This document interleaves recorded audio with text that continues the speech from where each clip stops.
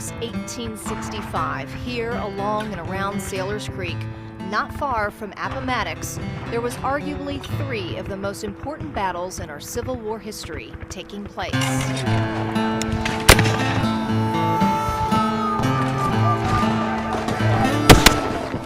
Bloody hand-to-hand fighting between Confederate and Union soldiers on this land ultimately led to the capture of 6 Confederate generals and the death of thousands.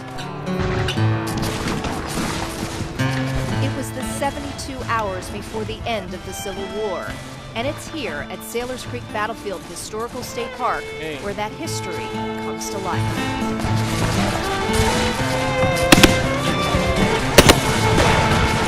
Here at Sailors Creek, Lee would lose almost a quarter of his fighting force. 7,700 Confederate soldiers would surrender here, along with 8 Confederate generals. And so this was kind of the beginning of the end. And some history books refer to it as Black Thursday of the Confederacy. Visitors who come here get a truly authentic look at what happened here nearly 150 years ago. First, inside the Visitor Center is a chronological look at the events that transpired from April 2nd, 1865, when Confederate forces left Richmond and Petersburg, to April 8th, the day before the surrender at Appomattox Courthouse. Exhibits also showcase artifacts native to the battles that took place at Sailors Creek and the stories of the men who lived through them.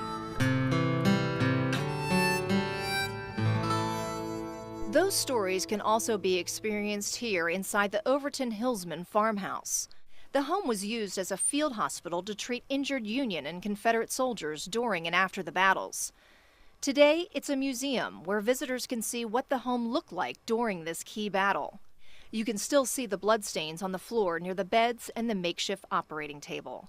And it is set up exactly as it was back then, described in detail in the Journal of Wounded Union Soldier Lieutenant George Peck. I was then placed on the floor of a room in which there were 2 beds, each occupied by 2 severely wounded officers, while in the third corner on the floor were at least a half dozen more. The only place found for me was in front of one of these beds, my head close beside the hall doorway, where stood the operating table with surgeons working the entire night. Yet when my wet clothes had been removed and myself wrapped in a couple of army blankets, I slept quietly, happily until daylight. It's amazing how many people don't realize this place is here. They don't realize this was the last battle of the Civil War. I mean, they think Appomattox was the battle, and it was really here. I see this land as being very sacred, and so many people don't realize the magnitude here, how many men died here. It's sacred land, it really is.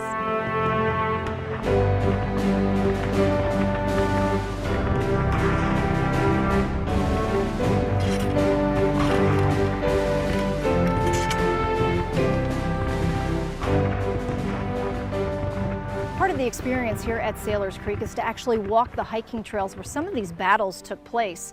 This is one such area where the Union soldiers had to cross the then high waters of Sailors Creek in order to get to the Confederate soldiers. Little did they know that those soldiers were up on the hill watching their every move. From this vantage point, the Confederate soldiers could really see everything that was happening down at Sailors Creek. But being outnumbered and inexperienced ultimately did them in and led to General Lee's decision to surrender 72 hours later.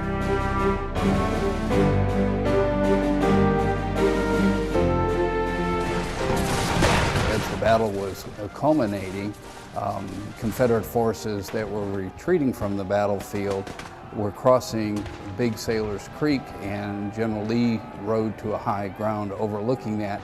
And as he saw his army in disarray, he said, "My God, has this army dissolved?" Retracing the footsteps of our nation's history, and it's all just a day's drive away.